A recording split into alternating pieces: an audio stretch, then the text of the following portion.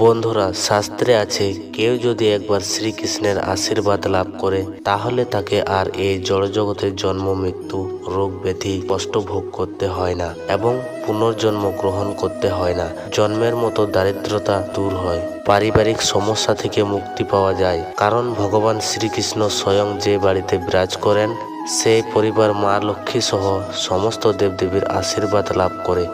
আর এই আশীর্বাদ লাভ করতে বাড়িতে তিনটি বিশেষ জিনিস রাখা প্রয়োজন। ভগবান শ্রীকৃষ্ণ নিজেই যুধিষ্ঠিরকে এই জিনিসগুলো সম্পর্কে বলেছেন। আমাদের শাস্ত্রেও এই তিনটি জিনিসের বিশেষ উল্লেখ আছে। তাই সাংসারিক সুখ পেতে, আর্থিক অনটন, দুঃখ কষ্ট থেকে রক্ষা পেতে বাড়িতে অবশ্যই রাখুন এই তিনটি জিনিস। নমস্কার বন্ধুরা, আপনাদের সকলকে স্বাগত জানাই আমার এই ইউটিউব চ্যানেলে। আপনারা যারা আমার এই চ্যানেলে নতুন তারা অবশ্যই চ্যানেলটিকে সাবস্ক্রাইব করে পাশে থাকা বেল আইকনটি প্রেস করবেন, যাতে আমার আরও নিত্য নতুন ভিডিওগুলি পাওয়ার জন্য।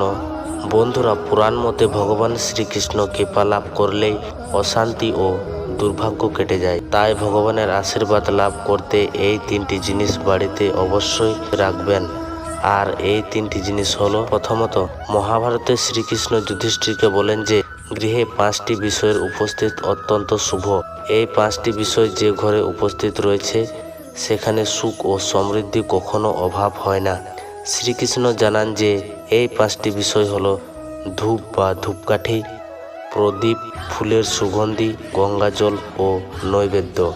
যে কোনো বাস্তুদোষ এই 5টি জিনিসের উপস্থিতির ফলে দূর হয়ে যায়।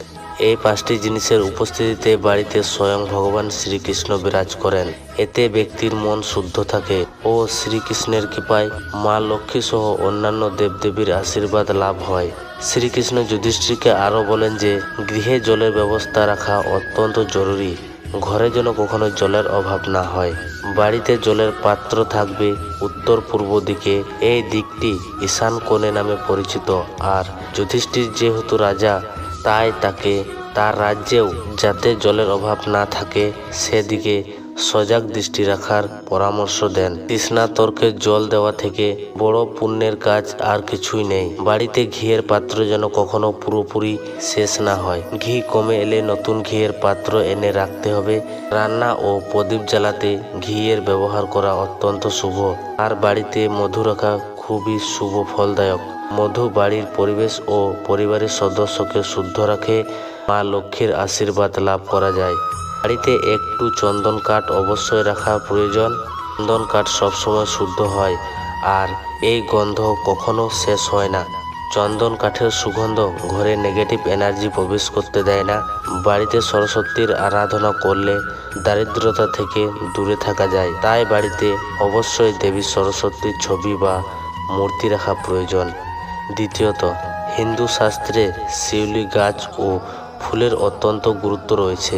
শিউলিকে অত্যন্ত পবিত্র বলে মনে করা হয়। এমনকি বাস্তুশাস্ত্রেও শিউলিকে অত্যন্ত শুভ বলে মনে করা হয়েছে, যা ধন সম্পদ ও সমৃদ্ধি দান করে এবং সকল ইচ্ছা পূরণ করে। একে কল্পবৃক্ষ বা হরসিংহার গাছও বলা হয়। সমুদ্র মন্থন থেকে যে শিউলি বৃক্ষ বের হয়েছিল তা ভগবান ইন্দ্র স্বর্গে প্রতিষ্ঠা করেছিলেন। ভগবান শ্রীকৃষ্ণ শিউলি ফুল খুবই পছন্দ করেন। তাই ভগবান শ্রীকৃষ্ণর সঙ্গে শিউলির একটি বিশেষ সম্পর্ক রয়েছে। দেবী লক্ষ্মীও শিউলি ফুল খুবই পছন্দ করেন। এমনকি দেবী লক্ষ্মীর আরাধনার সময় শিউলি গাছ লাগালে বাড়িতে অনেক আশীর্বাদ নিয়ে আসে। যে বাড়িতে শিউলি গাছ বা চারা আছে সেখানে সবসময় ধন সম্পদ বৃদ্ধি পায়। যে বাড়িতে শিউলি গাছ বা চারা আছে সেই বাড়িতে সবসময় ধন সম্পদ বৃদ্ধি পায়। বাড়িতে শিউলি ফুলের গাছ লাগালে ইতিবাচক শক্তির সঞ্চার ঘটে। বাস্তুশাস্ত্রে মনে করা হয় যে যে বাড়িতে শিউলি ফুল থাকে সেখানে দেবী লক্ষ্মীর বাস থাকে। শিউলি ফুল দিয়ে দেবী লক্ষ্মীর আরাধনা করলে দেবী লক্ষ্মী তার আশীর্বাদ ভক্তদের ওপর বজায় রাখে। বাড়িতে বিশেষ দিনে শিউলি ফুলের গাছ লাগানো উচিত। সোমবার, বৃহস্পতিবার, শুক্রবার এই দিনে বাড়িতে প্রধান দরজায় শিউলি ফুলের চারা লাগালে তা বাড়ির অর্থনৈতিক অবস্থাকে মজবুত করে। বাস্তুশাস্ত্রের মতে বাড়ির উত্তর পূর্ব দিকে শিউলি গাছ লাগালে দেবী লক্ষ্মী ও ভগবান বিষ্ণুর আশীর্বাদ পাওয়া যায়। তৃতীয়ত, ভগবান শ্রীকৃষ্ণের ছবি বা মূর্তি রাখার নিয়ম। বাড়িতে শ্রীকৃষ্ণের ছবি রাখা অত্যন্ত গুরুত্বপূর্ণ। শ্রীকৃষ্ণের ছবি বা মূর্তি ঘরে রাখলে জীবনে নানা সমস্যা থেকে মুক্তি পাওয়া সম্ভব, কিন্তু ভগবানের বিশেষ ভঙ্গিমার ছবি বাড়ির বিশেষ স্থানে লাগালে দ্রুত ফল পাওয়া যায়। বাড়ির প্রধান দরজায় রাখুন বাঁশি হাতে শ্রীকৃষ্ণের ছবি। যে ঘরে প্রধান দরজায় ভগবান শ্রীকৃষ্ণের ছবি থাকে সেই ঘরে অশুভ শক্তি বা নেতিবাচক শক্তি প্রবেশ করতে পারে না। শাস্ত্র মতে এই ঘরে মা লক্ষ্মী বাস করেন। এরকম বাড়িতে সুখ সমৃদ্ধি বিরাজ করে, আর্থিক সমস্যার মুখে পড়তে হয় না। দাম্পত্য জীবনে আনন্দের জন্য আপনার মনে যদি কোনো কারণে কোনো সময় ভয় দানা বেঁধে থাকে, কোনো নতুন কাজ শুরু করতে ভয় পান, অথবা ঘর ও পরিবারের উৎসাহের অভাব দেখা দেয়, তাহলে শ্রীকৃষ্ণের ছবি লাগালে আপনার সমস্ত ভয় দূর হবে এবং মনে উৎসাহ জাগবে। কারোর বাড়িতে যদি প্রায় আর্থিক অনটন লেগে থাকলে, অর্থ স্থায়ী না হলে অথবা অর্থের আগমনের বাধা হলে বাড়ির উত্তর দিকে লক্ষ্মী নারায়ণের ছবি লাগান। এর ফলে শুধুমাত্র আর্থিক সমস্যার সমাধানই হবে না, পাশাপাশি পরিবারের সুখ শান্তি সমৃদ্ধি বজায় থাকবে। আর যদি ভগবানের মূর্তি লাগাতে চান তবে ঠাকুর ঘরে নাড়ু গোপালের মূর্তি রাখা অত্যন্ত শুভ।